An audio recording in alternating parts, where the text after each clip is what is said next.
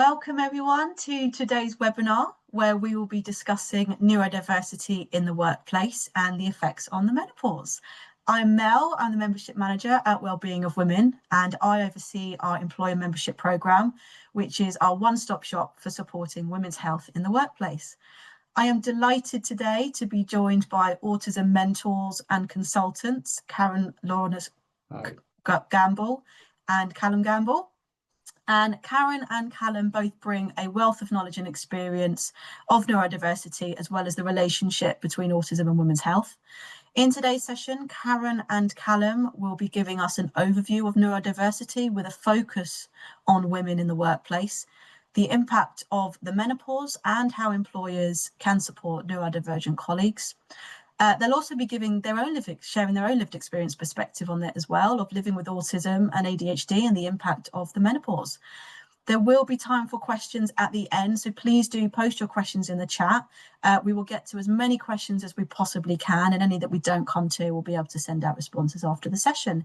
The session is being recorded as well, so you will receive a recording of this session, as well as a copy of the slides and an accompanying resource. So I'm delighted to hand over to Karen and Callum for today's session. Okay, well, hello everybody, and Hello. Thank you for inviting us, Mel, and hello Wellbeing of Women members and guests today, because I understand that it's been opened up. So yes, do you want to share the screen, Callum? Yeah, sure. Yeah. I will do, yeah. There we go. And then I'll put it into full screen mode. There we go. So this is the Neurodiversity and Menopause in the Workplace, Wellbeing of Women webinar. And Callum and I will be talking about our own lived experience in this webinar. And it's very... We're having technical difficulties, sorry. As usual. Just use this, Callum. Look. Here. Yeah, but that's moving on to the slides. It says screen sharing has paused for whatever reason. Okay, try that. Sorry, everyone. Just bear with me 2 seconds. There we go. You should be able to see the slide. Here we go. Now. Here we go. Yeah. So sorry about that, guys. I hope you could hear us in the meantime. So yes, we are Karen and Callum, mother and son team. We're both autistic. We have ADHD, and I have suffered, or I am still suffering, the symptoms of menopause. And everything that we talk about is from our own lived experience. We are also autism champions for the UK Parliament. And Callum works with the National Crime Agency on how to interview autistic suspects and autistic recruitment candidates. So we have quite a lot of experience in the workplace, in education, and from ourselves. So what is neurodiversity? Now, there is a distinction between neurodiversity and neurodivergence. Neurodiversity is really the diversity in all our brains, because we all have different opinions, we all think differently, and it's good, because otherwise the world would be pretty boring. Now, neurodivergence is something different. Neurodivergence diverges from the normal neurotypical way of thinking, of behaving. So that means that the brain processes, learns, or behaves differently from what is considered standard. And we always say it is important to understand this difference, because neurodivergence is what we are talking about today. Now, what goes on inside the mind of an autistic person, Callum? Yeah, so I feel like it's best, in order for you to empathise with what goes on in an autistic person's mind, is to share the inner monologue of what the person could have in terms of what they find easy and what they find challenging, for example. So for myself, remembering dates and times come natural. and I don't really understand why other people don't get it essentially. So yeah. And then when my routine gets disrupted, my head feels like a pressure cooker. I find it personally so infuriating in that respect, especially when I've not finished a particular task and yeah, it just interrupts the flow. Then I'm a bit of a hypochondriac, so yeah, I am. So I feel as soon as I feel an unfamiliar pain in my body, I think it could be something sinister. And yeah, there's other parts of the inner monologue, like I find stimming so addictive. So this is where I'm watching a Formula One race or boxing match, and basically I flap my hands quite a bit. I don't know if you guys have heard of. Or just, Yeah, go like this. yeah, Like and it may look a bit odd from the outside, but yeah, for me it's really addictive and it really helps me to calm down. And then the final quote here is to do with chewing noises. This is to do with a condition that I have called misophonia, which is where I find repetitive noises like eating noises and keyboard typing noises really irritating. And yeah, it makes me angry. And of course, I know that I've skipped one section off, which is to do with my specialist interests, and it helps me to block out the world when things get overwhelming, really. So yeah. Yeah. So then women and neurodiversity, it's very important to really distinguish between women and men in neurodiversity and neurodivergence in particular. Women are really good at masking, and that means they can role play. They can hide their traits by doing so and manage, sensory differences, because if they feel overwhelmed, they have this role play where they can hide it. And they also can very easily imitate social behaviors and engage in more socially acceptable interests. Anxiety and depression is very prevalent in women. It's because the root causes are often missed. Because if you are an autistic woman, you feel constantly exhausted by role playing, not being yourself. And also because you are role playing, nobody really sees the real you, and that causes misunderstandings and delays in receiving appropriate support. Then the diagnosis process is really geared up still for the male patterns of behavior. And so most of the time, if you go online and you want to find out if you are autistic yourself, there are the male diagnostic criteria, and you may find, oh no, that doesn't apply to me at all. So women are often missed in diagnosis, or they get a very late diagnosis. And that causes higher rates of anxiety, and depression among women is quite higher than in men. It's 3 times higher, I recently read. Now, lived experiences with autism. So we both have common traits and we have slightly different traits. So Callum, what are yours? So I'll start off by going through my challenges, and with the first one, slow processing, there is a slide that's more dedicated to that later on where I'll go through it in more detail. But in terms of other challenges, I tend to struggle with non-verbal communication in some situations where someone wants me to do something. I can't think of a specific example right now, but I misinterpret myself there, and often I feel like I've embarrassed myself in that situation. Then we get to meltdowns and shutdowns. And for context, for those of you that don't know, they're both emotional reactions that autistic people have to overwhelming situations. So meltdowns are when the person displays their anger and frustration, and the shutdowns are when they basically hide it and keep it all in. And we'll explain later on how that affects the person. Then we get to hypersensitivity, and this one is a bit of a frustrating one for myself. So this is when I maybe interact with people where I'm maybe not as comfortable with them, and I don't know them that well. And after the interaction, I'm always thinking, could I have done things differently in this way?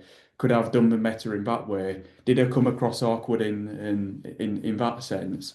So I'm very sensitive to those situations. Then we get to pathological demand avoidance, also known as PDA, which you know that you'll explain when we get to your bit. Yeah. But we'll, in that case, we'll move on to my positives.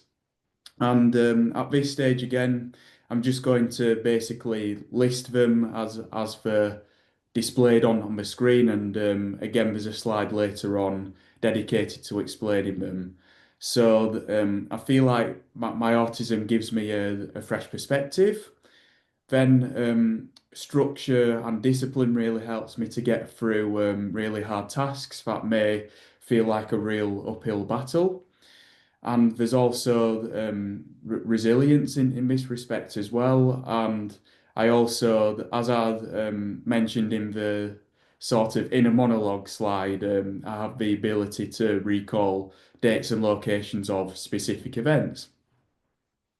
Right, now to me. I mean, social masking, I've already explained. Inflated sense of justice and logic, that is something that's quite interesting, because if somebody is treated unfair and I see it, I have this overwhelming urge to go and defend them. And with logic, I just don't understand why people do certain things that are illogical. And it infuriates me, because as soon as I understand the process, I'm happy with it. But most people do illogical things and I just cannot cope with it. Rumination on interaction. Callum said about his hypersensitivity, it leads him to ruminate on interactions. For me, it is really something where I constantly question myself. Have I done this the right way? Have I been too direct? Have I said that this is illogical and maybe offended the other person? Because I don't offend to offend, I offend because I'm too direct. Hypersensitivity is where I nearly can read somebody else's mind, and that really sometimes is difficult, because if you feel that somebody is not really doesn't like you, then how to interact with them in business, you have to do that. Or if somebody doesn't give you any clue at all, like is totally aloof, those are the worst situations for me, because then I don't know how to mask and role play. So it is quite challenging. Pathological demand avoidance, or PDA, is, and that is for Callum and I, it's the same. We just, if somebody gives us an order or an instruction that sounds like an order, we immediately don't want to do it. And it's really, really difficult for us to do it. Also to actually do things that have to be done in a daily, routine. It is really difficult. Callum is very structured. I'm not so structured, and I think for me that is more a problem. Also, if somebody criticizes me and I feel that yes, they are right, especially then I explode, and then I feel sorry about it afterwards. So that is PDA, really. Yeah. So the impact of the menopause on myself, so I can only talk about how it has affected myself and my autism. Now, the first thing that really happened was my mask came off. And that means I could no longer mask in social situations, which was really difficult. All of a sudden, I was this woman that didn't role play anymore, and people got confused by that. I was really direct, which came across as rude, because I just couldn't pretend anymore that I understood what the other person did or said, and that was difficult. So then my hypersensitivity caused me to avoid social situations, and I isolated myself. I also had severe meltdowns due to emotional overload, because all of a sudden, especially with the mask coming off, my internal mask came off as well, and I just wasn't able to really manage my emotions anymore, and had quite severe meltdowns, which I never had in the past because I always used to manage them. I was unable to work for more than 2 hours a day because I had brain fog, and that caused guilt feelings, rumination, and all kinds of anxiety issues for me. And number 5, increase in anxiety. That was one cause, but also sleep problems and the rumination about things. I've never been an anxious person, even though I do have autism. I've always handled everything with logic, but all of a sudden, illogical thoughts crept into my logical head, and that was quite difficult for me to deal with. Now, Callum, how did that impact you? So, yeah, but basically for how it impacts me, I want to start off with a specific example of of a holiday that we went on in Italy, and it was basically where did you want to explain? Yeah, sorry, I was just shocked because we'd said that I explained the holiday example. So, yeah, if we want to do that first, that's absolutely Yeah, go fine. for it, yeah. Yeah. It was really all this, what I've just explained, came to a head, and that was before I became, had HRT, and that was in a holiday situation in Italy last year, where the simplest things, I basically ruined the family's holiday, because everything that didn't go to plan, everything that was out of the ordinary, caused myself to have severe meltdowns. And that was quite difficult for the family, because I've always been the rock in the family. And so that caused a lot of issues within the family. And yeah, and now maybe you want to talk about that a bit more. Yeah, sorry about that. The reason why I wanted you to explain it first is because it really helps me to explain my impact, basically. So, seeing mum in that situation, it was a bit scary, really, because she's really the rock of the family in terms of myself, my dad, and my sister. And yeah, it just created a lot of tension for us, really. And and also a bit of frustration, because we didn't really feel overwhelmed in that situation, and we couldn't really understand why you felt overwhelmed at the same time. So yeah, that was a bit confusing for us. But as you said earlier, when you were talking about pathological demand avoidance, that you quickly rectified the situation, really, and it was quickly sorted, wasn't it? Yeah. Yeah, and then in term, so moving on from the holiday example, as it's been explained, me and Mum are business partners, and and basically, because of the effects of your menopause, you've had issues with focusing, haven't you? Yeah. Which means that you've only been able to work part-time in the morning, and then not the afternoon, or not Very, at very all. part time. Yeah, yeah. Yeah. So for me, I had to So basically, up until that point, you led the business more than me, didn't you? Whereas I've taken the reins of the business and I'm the lead of it since then. So yeah, which has been good, really, but it was quite unsettling at first, wasn't it? Yeah.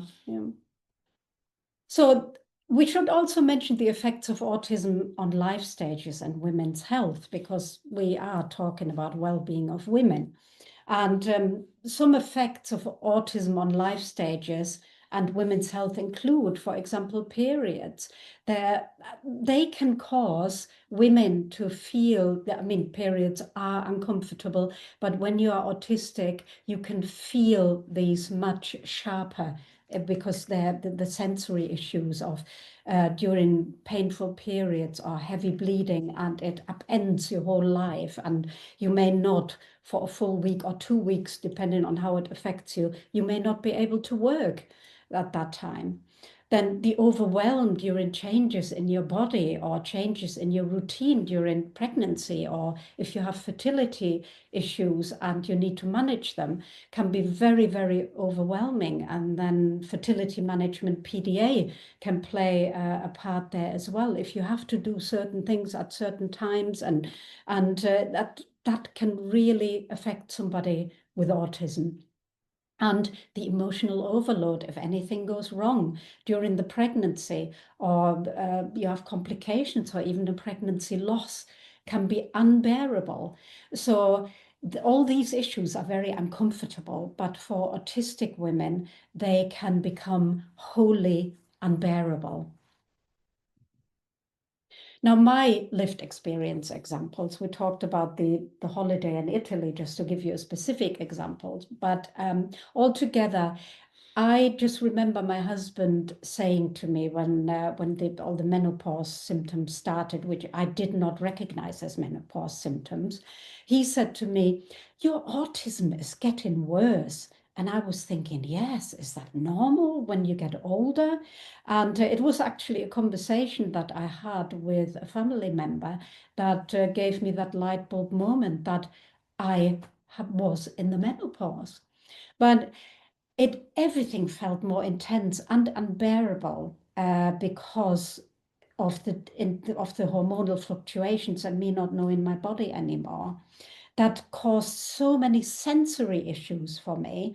I had severe meltdowns over the tiniest things, like in Italy when things didn't go to plan. To give you an example at home, when somebody parked in front of our house, that can be irritating, but it also irritated me that I found it irritating in the past. But during the menopause, I actually had episodes where somebody parking in front of our house caused my heart rate to go up that much that I nearly passed out. And that spoiled my whole day. Just to show you how petty things can actually cause a whole day to fall apart. Then the hot flushes, again, the effects on my body, sleep issues, mood swings, the stress that it added to how I felt about myself, how others perceived me, how my family had to deal with me, and that was unbearable. Again, then the brain fog caused me to not that I couldn't work anymore, not more than 2 hours a day, which is impossible if you run a business. Then the guilt feelings of letting Callum down in the business. It was really quite difficult, and the worry because my father had Alzheimer's, that I was at the earliest onset of Alzheimer's, and then the worry about that. It was very, very difficult, a very difficult time for me, and I did not make that connection between the menopause and autism. And that is one of the crucial things that I want to highlight here, that it's really, really important to talk about neurodiversity and menopause. Now, let's come to neurodiversity in the workplace, and we are giving some examples, and we're giving some tips here for line managers. So Callum, do you want to just talk about your strengths and challenges? Yeah, of course. So, in terms of the strengths, are that there's obviously the fresh perspective, which is where, because of your different brain wiring, you you're capable then to think of out of the box solutions that may fall outside of the norm. But that's the best way how I can explain it. Yeah. But it's the second and third one that stand out to me the most. So for structure, I use structure for everything I do in everyday life, including how I get through this presentation as well. Um, Basically, I use structure to compartmentalize the information in my mind, so then it doesn't become too overwhelming, and I don't forget crucial details. In terms of my work life as well, I basically create the structure of how long I focus on certain tasks in order to get in order to get through that, basically. And then also on the discipline front as well, that basically comes from basically wanting to stick to that structure no matter what. Because here's the thing, and being able to complete tasks and being productive, it's sort of tied to my self-esteem in a way, and whether I'm getting far in life. So the discipline in a way helps me to see what's at stake in that respect. Sorry, I feel like I've not explained that well at all. No, it gives you the control. Yeah. Yeah, because you don't feel like you have much control over your life, Yeah. and that gives you the Yeah. control. Yeah. On that front, struggling to explain, I'll get onto that in my challenges. So in terms of the ability to recall dates and locations of specific events, I think I'm not going to give another long explanation there. I'll just say that Formula One is one of my main interests, and one of the things I can do is remembering all of the Formula One world champions from the 1950s to present day.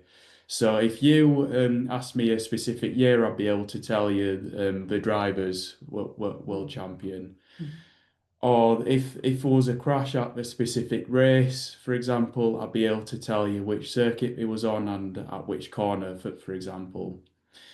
Now, moving on to the challenges, and out of these here, by far, my main one is to do with slow processing. So, when I epically failed to explain how structure and discipline affects my life, that's because I have the thoughts I have the thoughts in my mind of how I want to explain what's going on the inside, but for whatever reason, it never comes out in the way that I want it to in my head.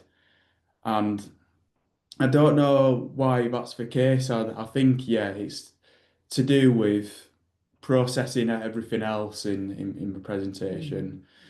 And yeah, I feel like I kind of lose sight of what's required and what needs to be explained, and I may go off on a tangent from time to time, or I may not be as concise with my explanations. Then, when it comes to my workday, um, I develop websites on top of obviously being here today to do my talk. And it takes me longer to process and read different parts of code, basically. And yeah, I'm not brilliant at explaining this. I'm sorry. I'm doing my best. Yeah. But It's I've fine. obviously explained struggles with non-verbal communication and meltdowns a little bit in previous slides. But yeah, we can move on. I'm conscious of Yeah. time. Right. So your good and bad employment experiences. Yeah, do you feel you can explain it? Shall I do it or? Yeah, Yeah. I feel like I can explain the ins and outs. I'll be quick with this Why first. don't you So, do the good ones and I do the bad ones? mm, How about that? yeah. So basically, in terms of my good employment experience, this was when I was still in university, and you could take out an option to do a sandwich year, which means that in between your second and third year at university, you go off and work at a company for a year. And I applied for the role of a web developer at the time.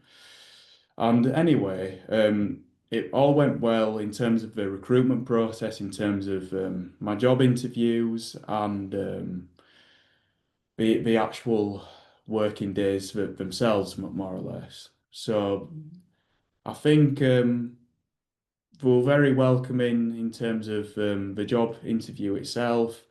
And on the first day, when I arrived, once the job offer was accepted and I had my first day, everyone came and shook my hand, which I really appreciated. I had a welcome goodie bag on my desk with all of the balloons on.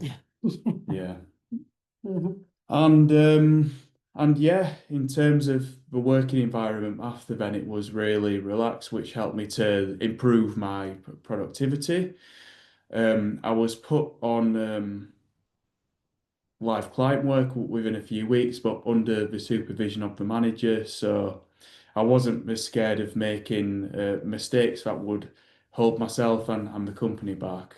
And through that approach, the line manager didn't lose faith in me when I made mistakes. And at the end of that year, I got a really good reference from my boss as well. So yeah, that was really good. Yeah. Shall I do the bad employment experience? So it's up to you. I mean, I'm happy doing it as well. Yeah. Okay. So the bad employment experience was a complete contrast. So this was after I left university once I completed my third year. And basically, in terms of the interview process, I already felt a bit on edge in that respect because I felt like my line manager and the actual boss of the company, they were there at the interview, but weren't as welcoming towards me, and they were very abrupt in terms of how they started the interviewing process, in terms of how they asked me questions, but basically. Um, and then in terms of the workday itself, once I accepted the job, everyone ignored me when they came in, and I was already sat at my desk. Then I was put onto live client work in the second week with minimal supervision. My line manager went on holiday at that point, so I was left to my own devices, and there was actually a time tracking system which measured your key performance indicators, and you had to keep within that time to show that you were performing well at your job. And because I wasn't familiar with the platform I was using for my job, yeah, I went over the time limits. I got a performance warning the next week when my line manager came back into work. And yeah, basically they lost faith in me, patience and things, and I left after the third week, more or less.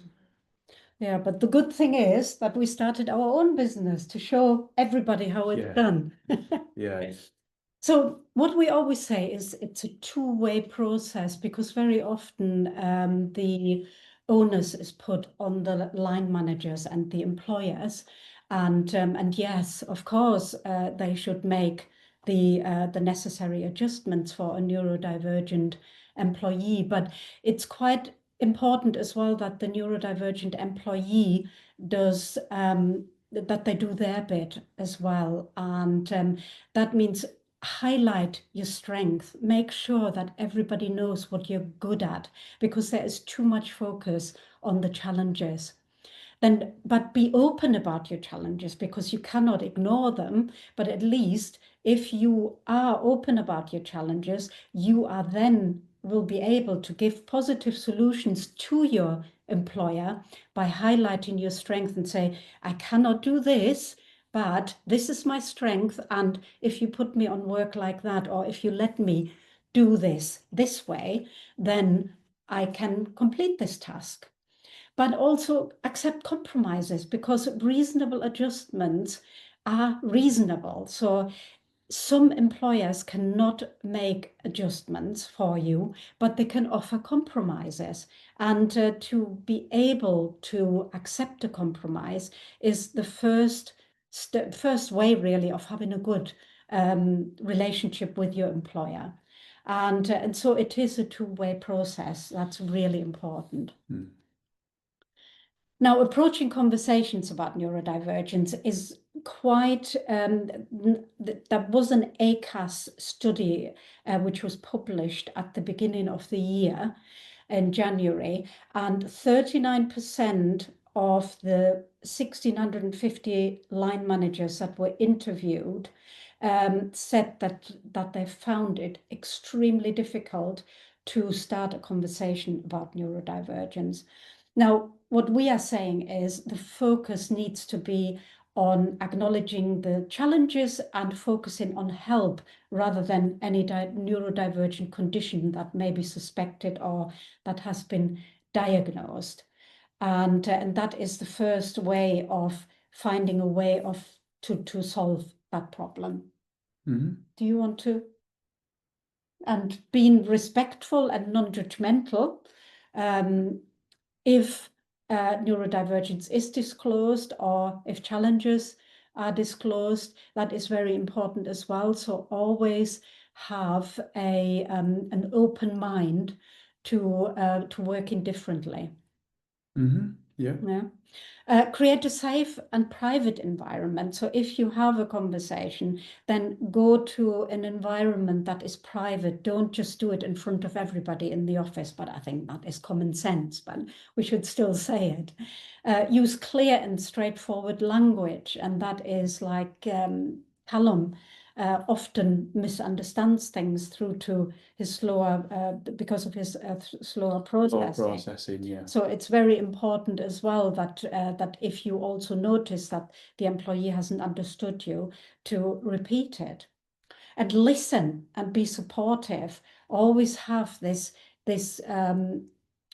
positive narrative about you, where you really listen to the neurodivergent employee and his challenges, his strength, and be supportive of of the things that you can do for them. Yeah.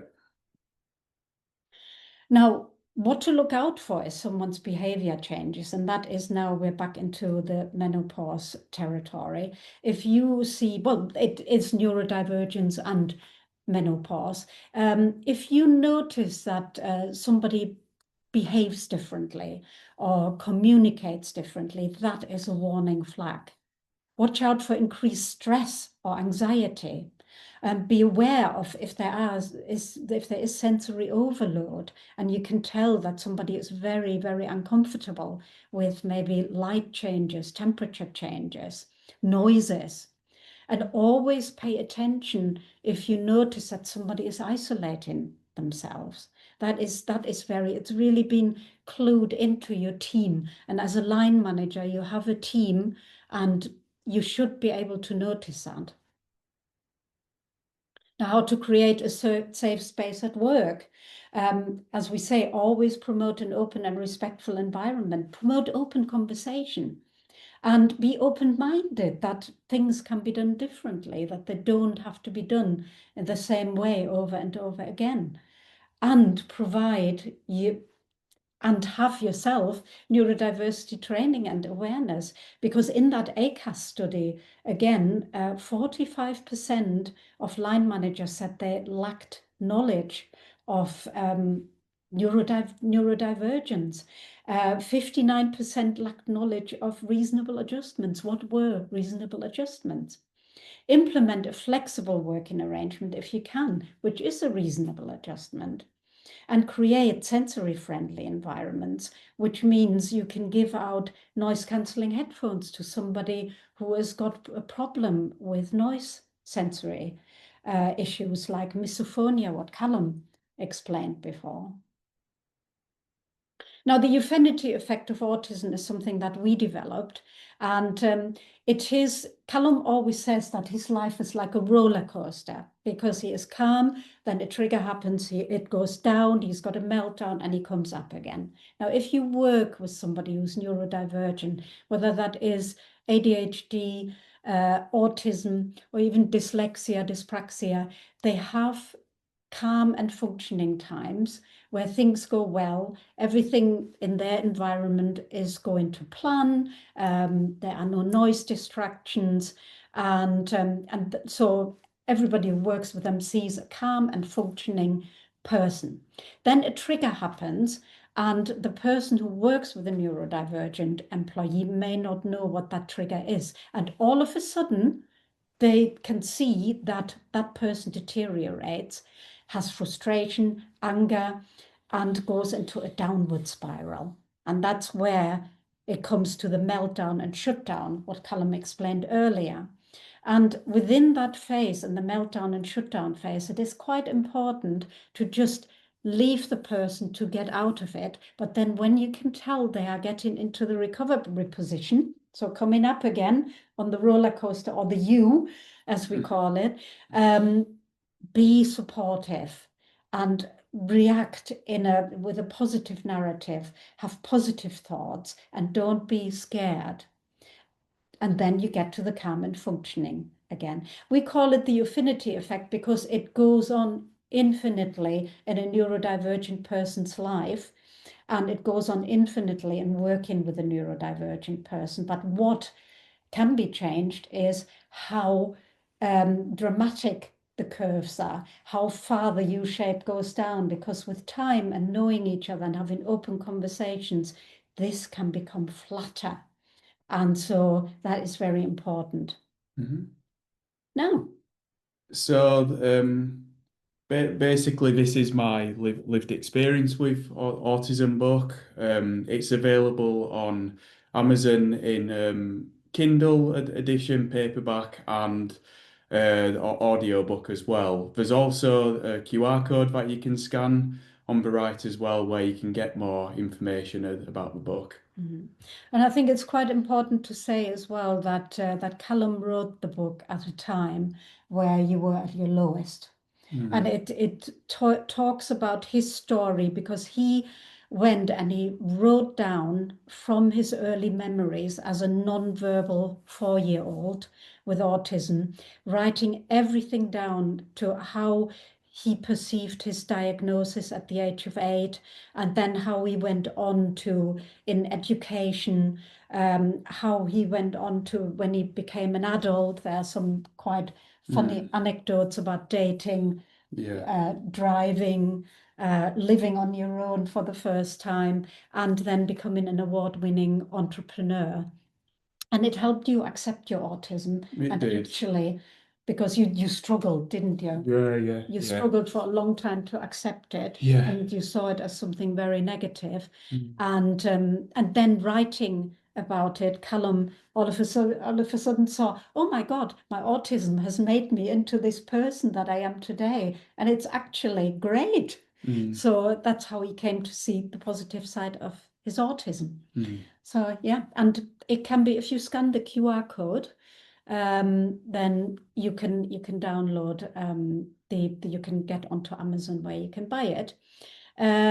We also have a resource that Mel will be making available, and on there are links to other literature, particularly relating to women, relating to late diagnosed women and autism, late diagnosed women, autism, ADHD, and also menopause and autism and ADHD.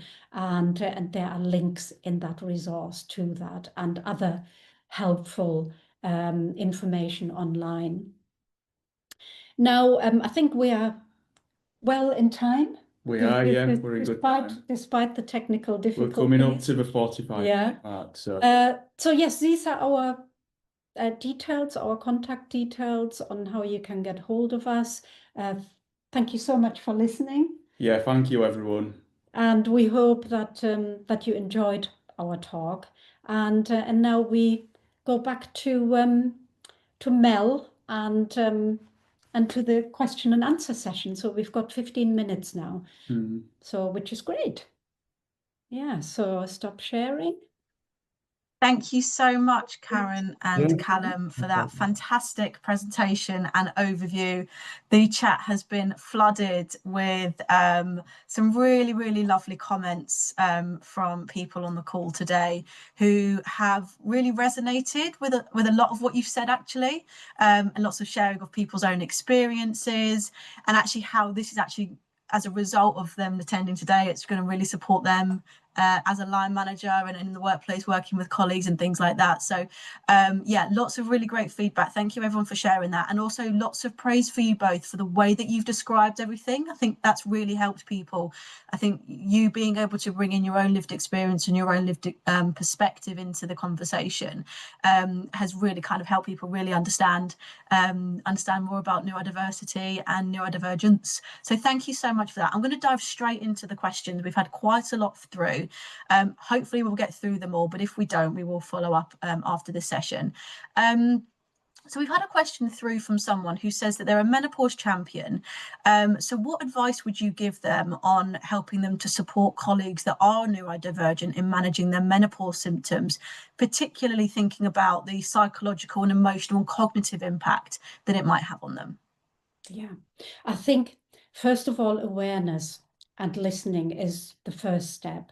Because if you, as a menopause champion at work, you already have your radar is geared towards that. And if you see that somebody is acting in what you perceive as irrational, that flags up the first really issues, because there is something happening that where a person is neurodivergent, and then the menopause amplifies that, where it is really important to see it as that, as an amplification, and to be aware of that. Because if you just see the person as an irrational person, then that won't help your colleague, and that won't help you. But if you invite them to a private conversation and be open to listen to them, then you will be able to find solutions, because everybody is different. Everybody with menopause is different. Everybody experiences it different, and everybody experiences neurodivergence differently.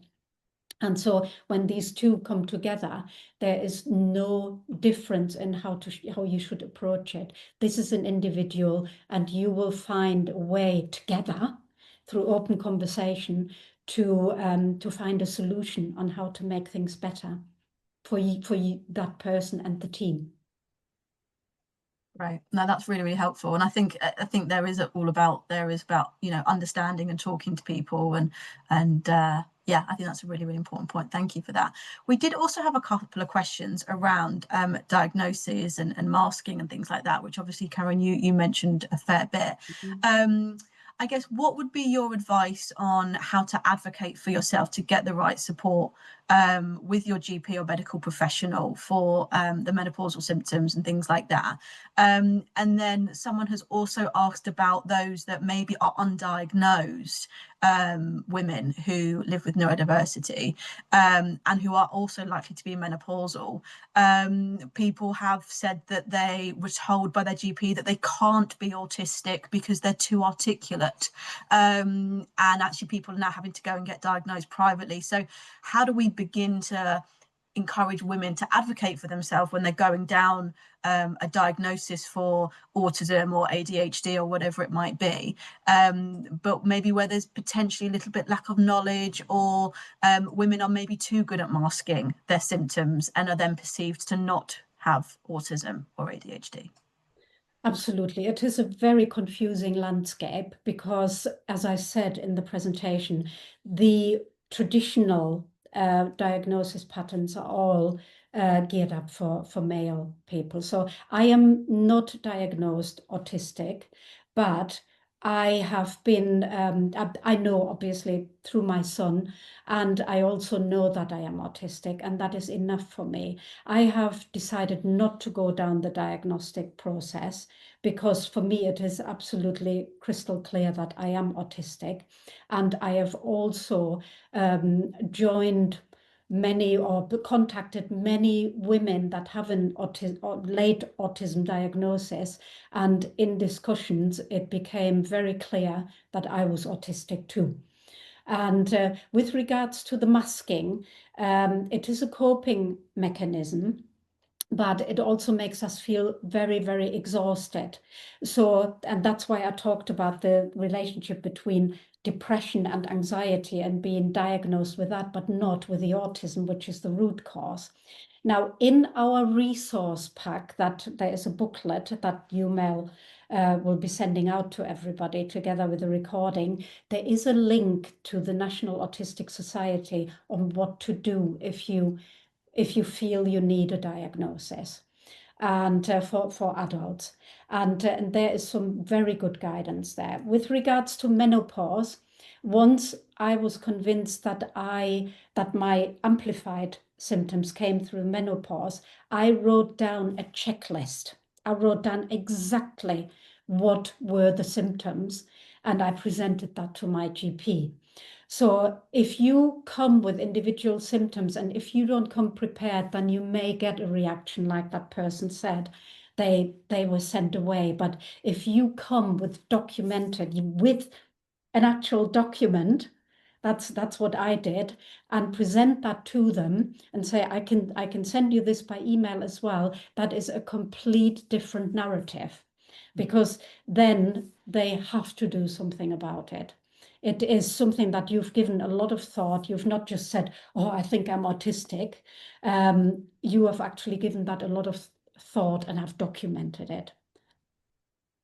And I think that actually leads quite nicely onto this next question that we've received. And Karen, obviously, you talked about your own experiences of being able to mask your autism throughout your entire life until the menopause hit. And actually, we're seeing a lot in the comments and some questions coming through of women who are being diagnosed in their 50s, and actually people not being aware that they're potentially neurodivergent up until they reach the menopause, and obviously then the menopause triggering some of these symptoms that they're experiencing. So the questions that we've received are around, well, how might you be able to tell prior to the menopause hitting? Are there any sort of key symptoms or signs that you should be spotting or noticing perhaps before going down that path of diagnosis, which obviously then will enable you to then make a note of that and then take it to your GP or healthcare professional? And how would you know that it is something that might be classified as autism or ADHD or any sort of neurodivergence, and what would be then just potentially symptoms of the menopause? How can you sort of differentiate, and what are those sort of signs that you should be looking out for? That is a great question. And I never thought about being autistic until I started working with Callum.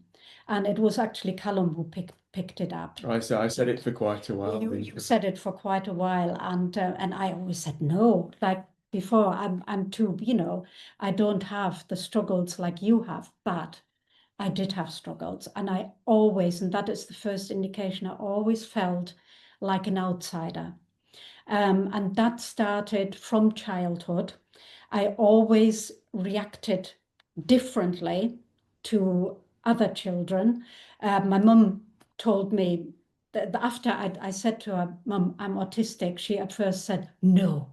But then she thought about it and she said, well, yeah, actually, you were different. At school, I felt like an outsider. It was very difficult for me to make friends or to judge if people liked me or not, and I often was too direct. It always came down to saying things that hurt other people without wanting to hurt them. And I think that was one of the main things. And then that hurt me because I could see their reaction. Everybody is different with autism, but I think If you feel that you are different, that is the first red flag, or should I say green flag? Because I don't see my autism as something as something that is red flagged. I see it more as something positive. And also the exhaustion after socializing. I call it my social battery, and my social battery goes flat very quickly, and it always has been. And people around me say when I've been socializing with a lot of people, and because I've ADHD as well, I hear every conversation in the room, and then concentrating on talking to just one person is just, your head feels like a pressure cooker. And after a while, my face just drains and I get dark rings under my eyes and I just look ill. And that is not because I'm ill, it's just because I'm so exhausted. And that has always been like that. It's very difficult to tell you, oh yes, if you've got that, you've got this. But I think you need to listen to yourself and be honest with yourself and just feel if you're different, then there may be a chance that you have autism or ADHD, and research it. There is so much more information on female autism out there now, because now it's just like, yes, of course. So research female autism. There is so much more out there online. Fantastic. Thank you so much. And we've had another question in, and Callum, you touched on it when you were talking about your own experiences of autism, and actually how you thrive on routine and you thrive on structure. I guess, how do you cope in environments where there maybe is that lack of routine or lack of structure? And I think, even thinking about the workplace where things get thrown at you sometimes, or unexpected things might happen. And I guess then just in everyday life, like what coping mechanisms do you implement for yourself when you are encountering these lack of routine and that lack of structure, and almost the unknown just gets thrown at you almost? Yeah, so I actually do feel like I can be quite flexible from time to time with my structure. So if I've got a set structure in mind of what I want to do, and then there's a unexpected interruption, well then I put that interruption within the time slots between two tasks. Or what I can do is I can now rearrange one task that I was going to do in the morning and do it later on, if you kind of see what I mean. And then yeah, that's basically how I cope. I would say documenting it is Callum always documents everything, and unexpected things are in his plan. But before they were, that was really difficult, because I may have come into his office and said, Callum, we quickly need to look at this. And I had an explosion from Callum because, oh, that's not in my plan. But we worked on it, and then we sat down and we talked about how can we make this better. Yeah, yeah. And then Callum came up with a suggestion. Why don't I document unexpected things? So basically expect the unexpected. No, I think that's really helpful. Yeah, no, absolutely. And I think I think a lot of us thrive off routine. We want to know what's coming, but sometimes unexpected things come along, or someone pings you a message or an email and says, quickly, can you do this? And it throws many of us off. But obviously living with autism, where you do thrive off knowing what's coming, then sometimes it's a bit more difficult to manage. And that was really, really helpful. We've got time for one final question. And it was about diagnosis and actually support in the workplace. And would you say, because we've had a question in to say someone who they experiencing changes, living through the menopause at the moment, feeling like they might have ADHD, went to their GP and said, well, actually, there's no point you bother getting diagnosed at this late age. Let's just focus on your menopause. In terms of the workplace, would a diagnosis give them more protection, let's say, and more support requirements if they have a diagnosis of ADHD? And is it better, would you say, for someone to go down the diagnosis route for more of that sort of protection and support available within the workplace? Or would you say that that's not necessary? Shall I answer that? I mean, I can just say my bit. I think with the diagnosis, basically, you have to evaluate how it can benefit you, basically. And if you feel like it's more beneficial for you to get a diagnosis, get a diagnosis. If not, well, then probably reflect on your strengths and challenges, and to find coping mechanisms. The Equality Act 2010, Section 20, covers that. And the employer needs to anticipate that the person is neurodivergent if they display traits. So a diagnosis is not needed, which is a really gray area. Because if you have a diagnosis, you can say, I have a diagnosis and I need reasonable adjustments. And that's why we always advocate for the person that needs the help, write down what kind of help you need and come with positive solutions to your employer, because it's very often it is down to open conversation and compromises how you can resolve a situation. Exactly, not coming with a diagnosis, because if you want a diagnosis, you may have to wait 3 years. And then you can say, I'll have a diagnosis. And what do you do in the 3 years? And this is a question that we get a lot. And we always say, be very clear what your strengths and what your challenges are, how you can cope with your challenges by using your strength, and that communicating that to your employer.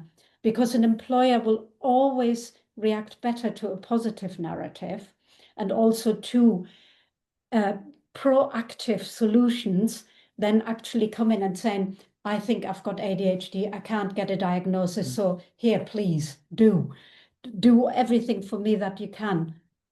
I mean, that's not a good situation. So that's why we also said it's a two-way process.